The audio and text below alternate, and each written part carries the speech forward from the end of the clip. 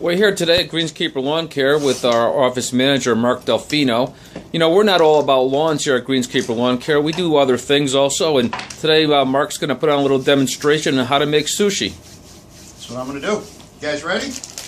Yeah, we're ready. So we bought some of these seaweed nori over here on the internet. I got these on actually on Amazon, and I think for the you get 50 sheets of seaweed, and you also get a little bamboo roller.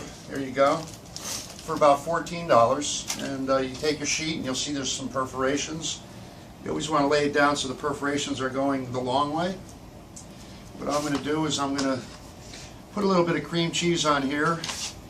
We find that the cream cheese offsets the wasabi mustard and takes the bite out of it a little bit, adds a little sweetness to it. So as you can see, what I did was I just basically put a nice row of cream cheese. We've got some rice here. You want to try to get nice sticky rice that sticks together really well. I'll just lay that down on top of the cream cheese. Normally when we make sushi we use avocado and cucumber, but because something's going on in the country we're not able to get avocado right now, so we're going to use a little shredded carrot on there. Put some shredded carrot down on top of your rice. And then after we put the shredded carrot down, a lot of folks like to eat raw fish.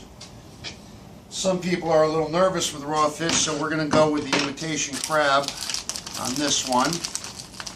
Put your crab out. Cut yourself a couple of nice slices of crab, as you can see. Slide that right on top there.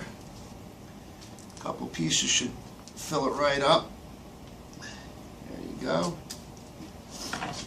Once you have your ingredients all in place, you take the tip of the sushi, the seaweed, and just kind of flip it over so everything is contained inside. Slide it back towards the end of your bamboo mat, and then you're going to kind of roll it down, and you want to grab the mat and not the sushi and slide it back like this so you can get it nice and tight, as a nice tight roll. You may have to make a couple of adjustments to get it perfect. Just roll it nice and tight like that. Once you get your roll pretty tight, you're going to take a little bit of water and just dampen the end of the sushi seaweed leaf so it'll stick when you complete your roll. And then once you roll it over, you're going to kind of hold it there for a second, tuck in the ends. A little water helps the rice from sticking to your fingers. Once you have a nice tight roll, you're going to transfer that onto your cutting board, and you should be able to get about 8 pieces of sushi out of one roll. The way you do that is you're going to take the sushi, and you're going to cut it directly in half, right in the middle, and then you take this half and cut it again, and you're going to take this half and cut it again, and then you just do the same thing for all of them. Cut that in half. The end pieces are always a little harder to work with. The sushi wants to squeeze out. You need a really sharp knife, which we don't have, so.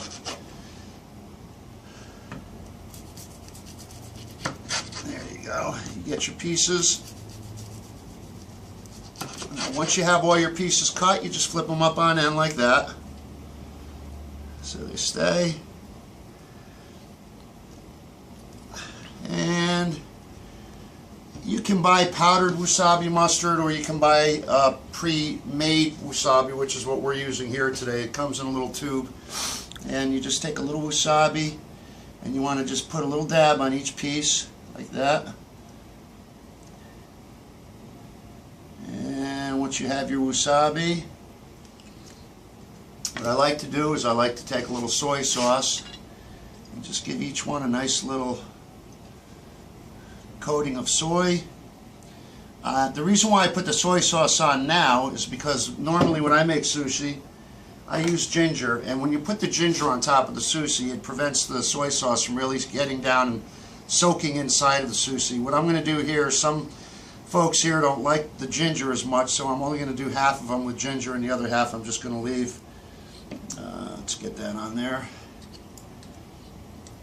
And by the way, all these ingredients I bought at Stop and Shop in the Asian aisle, which is usually in the international section where they sell Spanish food and Asian food and all kinds of different foods. And then what I like to do, just for a little finishing touch, is you get a little sesame seed and just sprinkle the sesame seed on top of each piece, just like that. It's not only flavorful, but it adds a little decoration to it. And there you have it, sushi. Great. For the crew. Dig in. So we're not all about lawns here. You know, we'll fertilize your lawn and bring you a roll of sushi at the same time. And we're very organic based, by the way, as you can see.